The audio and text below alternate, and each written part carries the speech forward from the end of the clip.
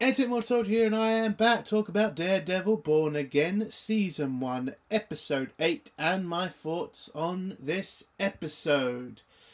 Well, I was wondering what we were going to get in this episode because of the disaster that happened last week with Muse being killed off. I mean, where would these writers going to go? And unfortunately, it really did go the way you kind of thought it would. You know, Fist, the main bad guy, corrupt cops. Oh, that boring stuff. I mean, there were some surprises in this episode. One where Mark helped somebody you don't really think he would help. And there was a surprise reveal of a story and a person who was the reason Foggy died. That was all revealed in this episode too. So I guess that was kind of interesting, but still, I'm still annoyed about last week. Again, killing off Muse was a mistake. It just was, because it just doesn't hit as much anymore this season. I don't feel as invested because, again, it's just Fisk going up against the Daredevil. And we all know how that's going to fucking end. I mean, I guess you can kind of say in this episode they kind of changed who the main bad guy is.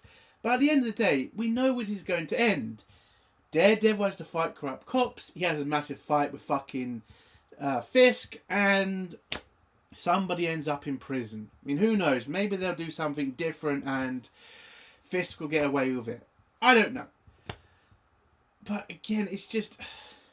we're nearly at the end of this series. And it has not been a good series so far. It's been bland. It's been kind of predictable. But you did kind of have a little bit of hope for the Muse character. You did kind of think maybe he can change the game. Maybe he can bring something new to the table. And then when you take Muse out of it and you're just left with the normal shit, it just doesn't hit as well. Because I've seen this 3 seasons ago. I've seen this story before, done better. And I just don't feel invested in the ending anymore because I fucking can predict what's going to happen. And you shouldn't have to be at that point. You should be excited. Should be guessing and being excited. And it's just not there in this show anymore.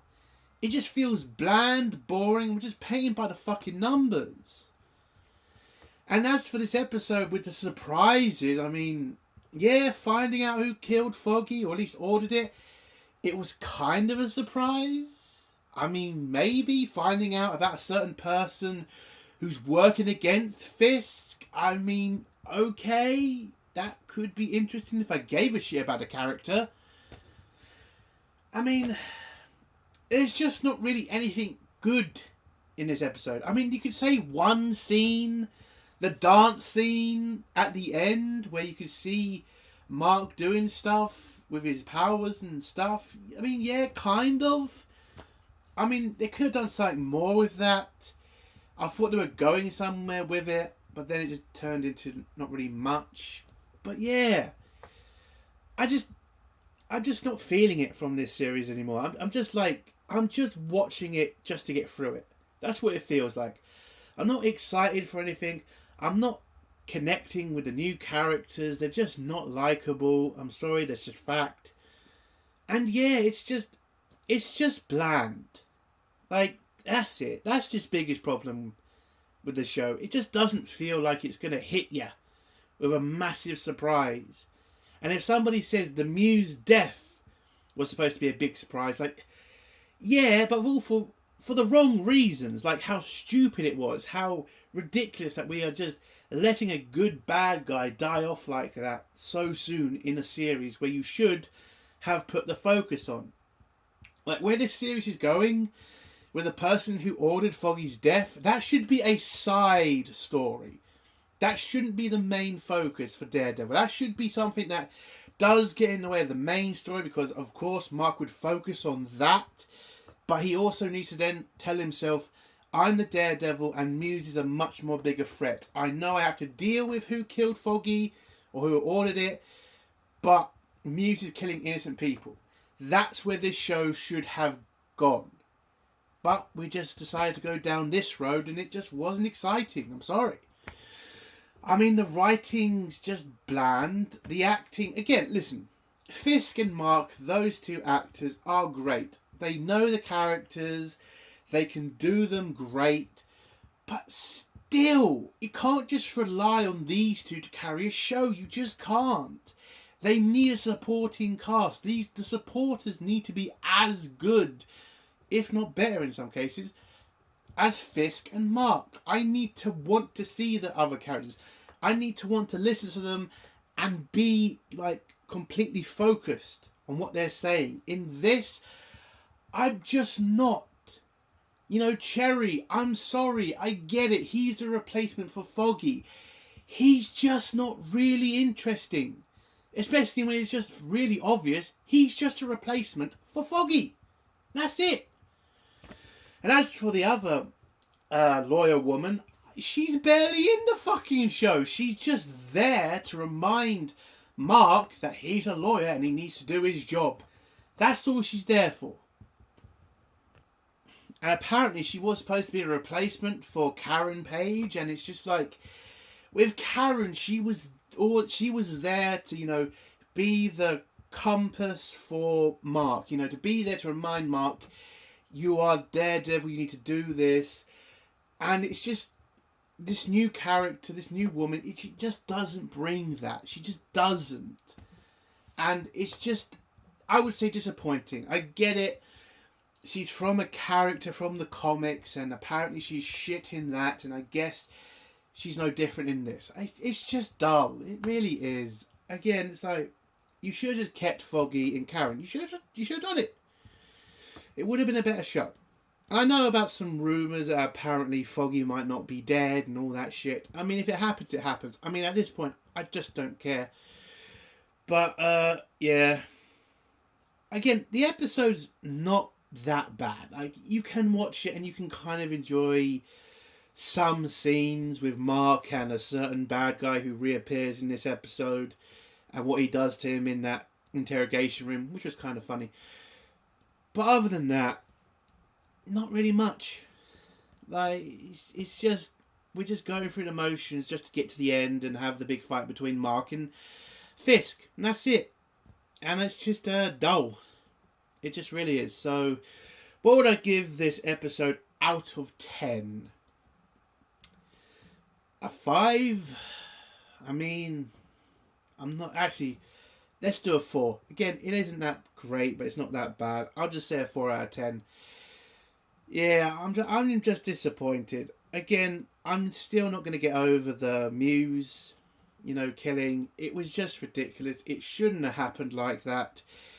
And yeah, I think they dropped the ball massively with that. And this entire season has just felt like a hodgepodge of stories put together to kind of rescue what the originals tried to do and just to turn it into something different. So again, I don't know what the original writers were going to do. Maybe it was worse. Who knows? But this new version, it isn't that much better. It's had major issues, not to mention the fact nobody's watching this, which I think is a bigger problem for Marvel and definitely Disney. They are going to have to sort this out somehow, because I don't know if this can survive another season of apathy. Because that's what is happening now with Daredevil, I think. It's just apathy. I think people were just turned off by Daredevil's appearance in She-Hulk and how they treated him there. Also the rumours going around that Daredevil was going to be a pussy in this fucking season.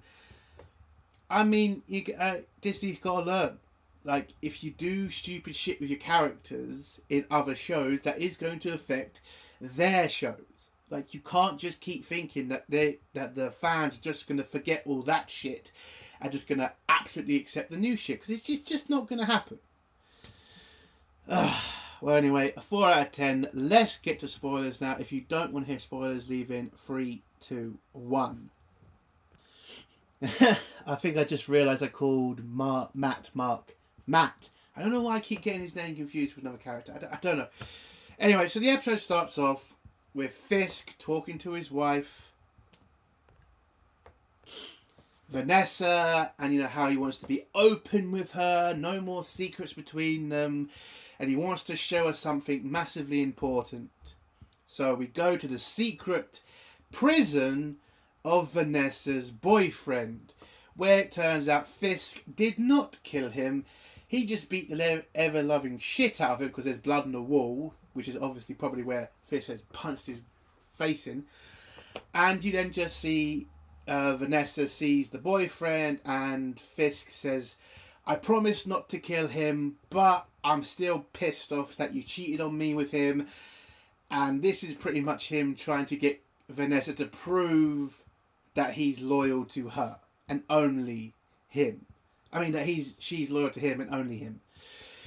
I kind of think, didn't she prove that last week when she helped you kill that mob boss? But apparently that's not enough for Fisk. He needs to make sure that their marriage is solid, and that means that she has to be the one to deal with the boyfriend.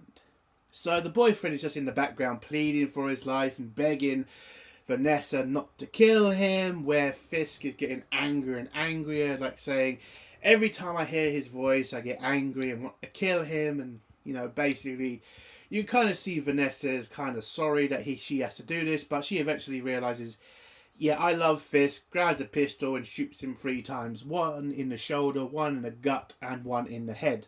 At least I think she shot him in the gut. And proves her love for Fisk, and they just hug each other and kiss each other and just say a new beginning. And then we go to the credit scene, and then we go back to Matt in his apartment with his girlfriend, and his girlfriend's still kind of a bit shaken by the fact she did kill Muse.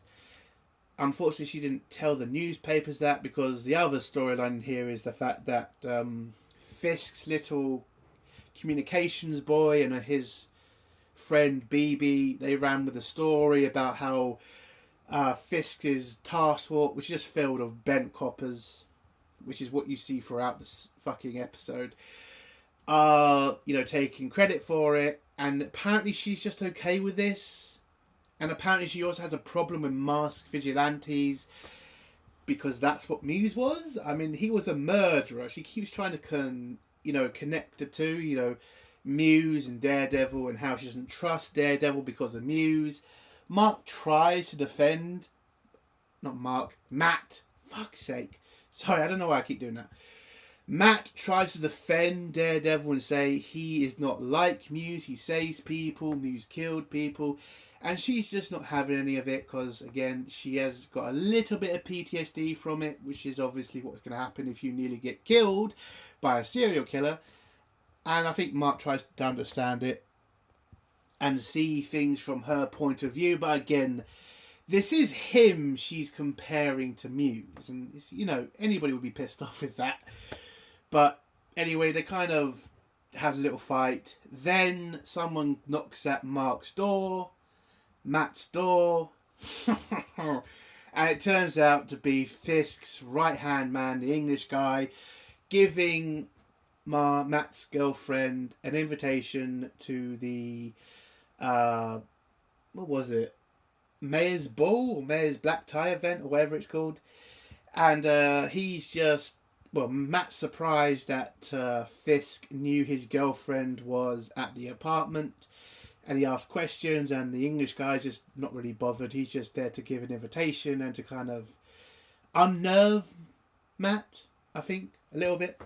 But, his girlfriend just takes the invitation. They kind of have an argument over Fisk and how, he's a criminal in Matt's eyes. And how his girlfriend can't see that kind of pisses Matt off.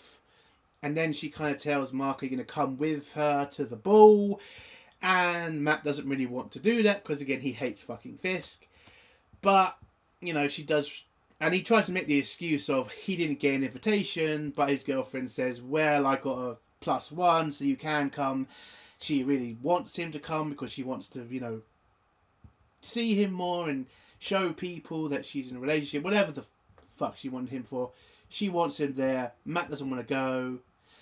And so he kind of just says, maybe I'll come, maybe I won't. And he just heads off to the office. We go to the office where The woman comes over, I don't know her fucking name, the one who replaced Karen, and tries to inform him about, they got to do, their pro bono job, which is to work for an absolute bastard rich kid who is apparently defrauding teachers, where Mark is not really interested in this because earlier she did tell Mark about the fact Bullseye got moved into general population, and Matt realizes who would have the power to move Bullseye out of a secure prison to general population.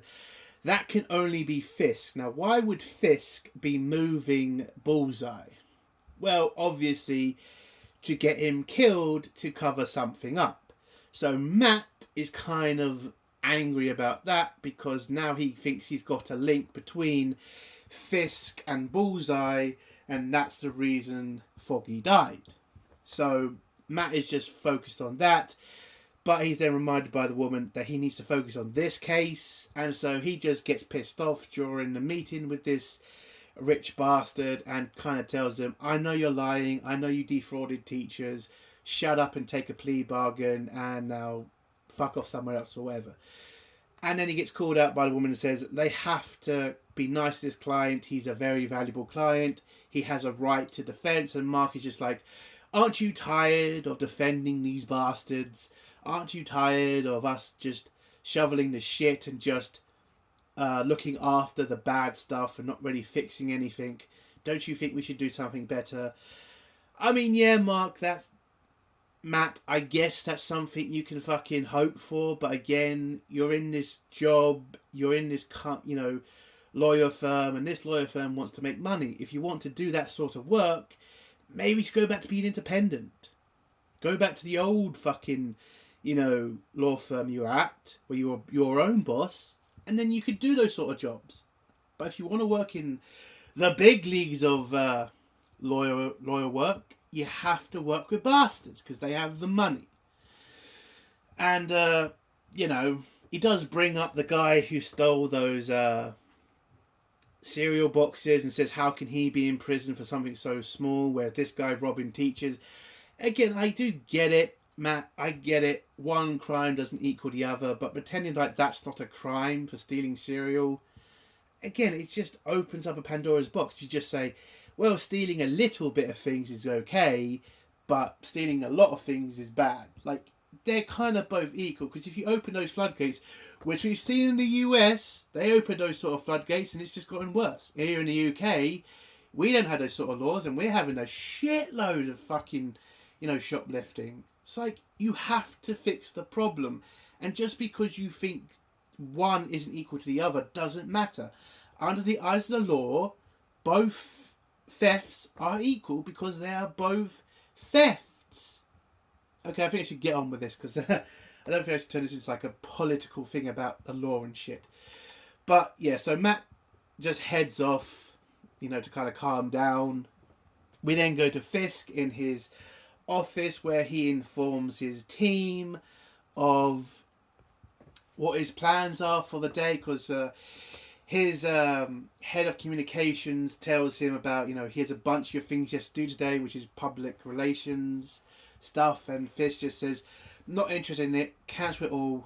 What we're going to now focus on is the task force and all of its good work in the city, how they've cracked down on crime, how they're kind of fixing the, cleaning up the streets, and how it's looking good to the public, because, there's a bunch of papers in front of him that shows, all of their successes, and how they now need to focus on trying to become more successful.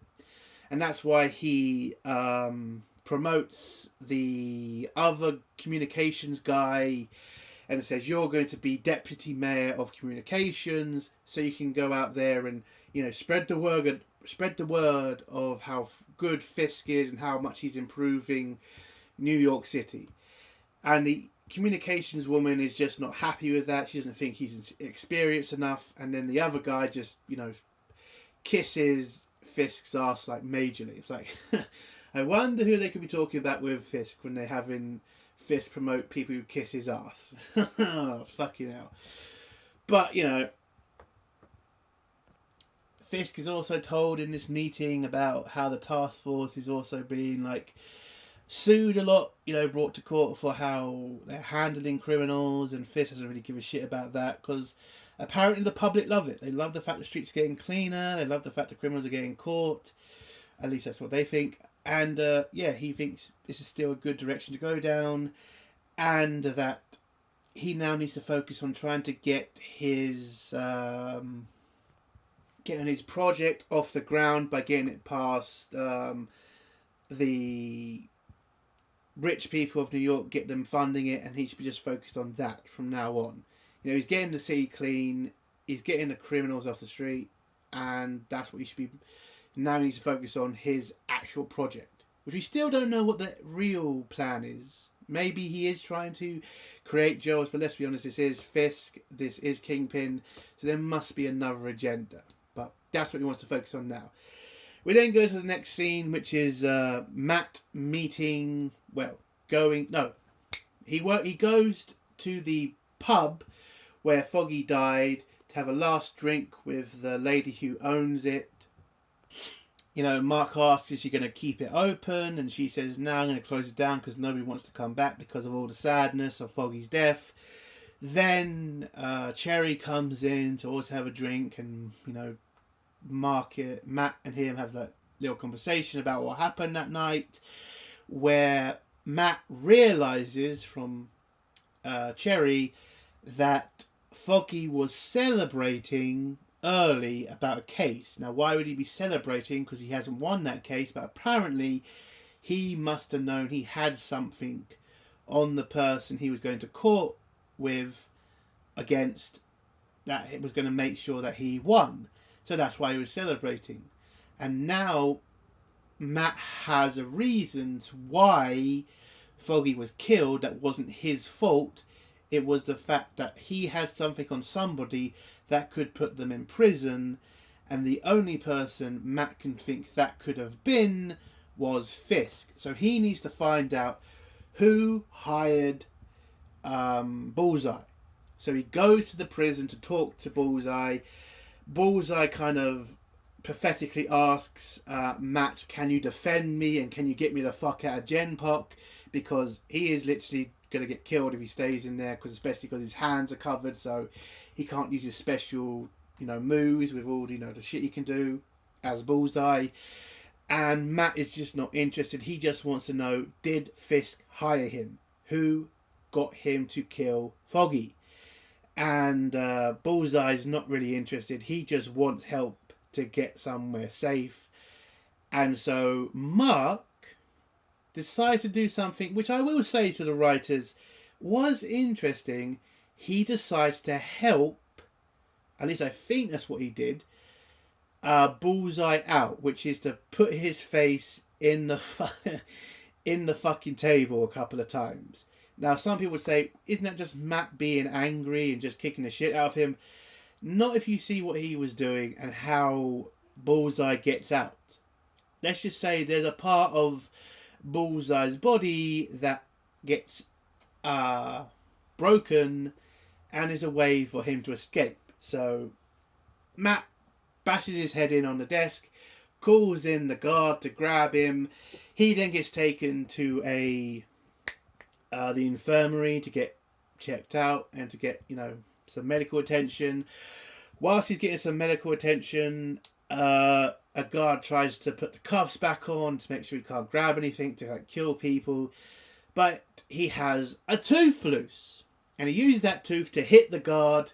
He then gets free of the cuffs, grabs a pair of scissors, splits them, kills the guard, kills the doctor, grabs the guard's uniform, gets on a bus, and apparently he's just able to escape prison like that. And so yes, I think that was Mark helping him get out, so Matt can see where he will go, because that will be the place that he goes to try to kill the person who hired him to kill Foggy.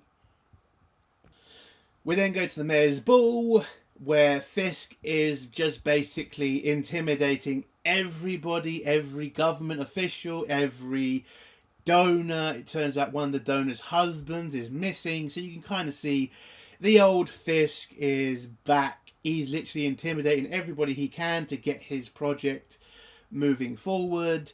He then threatens the Latino guy because he knows that this guy is apparently a vigilante, and says, I have a task force now, which is very... You can see all of his task force in that ball, like a very military dressed for a ball, by the way. Wouldn't they be in like clean suits, not like kind of looking like a military force? It was kind of weird that Fisk would want them to be portrayed like that, which is, again, it's weird to me. I mean, I would think Fisk would like to like tone it down, make the police look a little bit more likable, make them like more approachable, not like body armor and guns and shit. It was kind of weird that. But yeah, throughout this scene, he threatens a bunch of people, threatens that Latino guy with the fact he knows his identity and he knows he's a vigilante. And he just tells him, do as you're told, help me get my project forward, and my task force will not hurt you, basically. You then have Mark's girlfriend come in alone, and she's kind of a bit sad about the fact Mark hasn't turned up. Matt hasn't turned up. And then Matt does turn up, and she's kind of angry with him because he came in late, kind of asks where he went. He tells her, you know, he went to see Bullseye, and she doesn't think that's good for his mental health. But Matt doesn't really care because he needs to know who killed Foggy. And so he starts going over to Fisk because he wants to prove something to her. He then gets stopped because Vanessa comes out to say that they both need to have their first dance on the dance floor, where you do get this scene, which I would think would be a better scene, because then Matt then starts dancing with his girlfriend near Fisk, where you think they're going to have this like conversation with each other from a distance, because Matt can hear from a distance. You can also hear Matt listening to Fisk's other conversations as well throughout the night. But all through the dance, they're kind of talking to each other until Matt realizes who ordered the death of Foggy, because Fisk is then informed by the English guy of Bullseye's escape, and then the person who ordered Foggy's death turns out to be Vanessa, because she then starts to go white, because then she realizes, holy shit, Bullseye must be coming for her because she ordered the death of Foggy. And this just pisses off Matt when he realizes it. Cuts in the middle of the dance of Fisk and Vanessa, and starts dancing with Vanessa. Dances with Vanessa, and he just pretty much tells her, I know you ordered Foggy's death. Why'd you do it? What did he have on you? And she just starts to say, I don't have to answer to you. Have you told your girlfriend that you're Daredevil? You then see Fisk dancing with Matt's girlfriend and pretty much trying to secretly tell her that Mark's Daredevil. And whilst all this is going on, you see in the background that Bullseye has gotten into the building, dressed up as a policeman, kills one of the snipers on one of the high points in the ball, and then aims a rifle at Fisk, prepares to fire, and then Mark jumps in the way and takes a shot. And then Fisk is pulled out of there by his task force. Oh, I should mention, I forgot about this. Whilst this is all going on, you see BB in the background, you know, the journalist. It turns out she is using Fisk's head of communications, the dude bro guy, as information so that she can take down Fisk, because Fisk was one of the people involved in her dad's death, and she is trying to use whatever way she can to take down Fisk.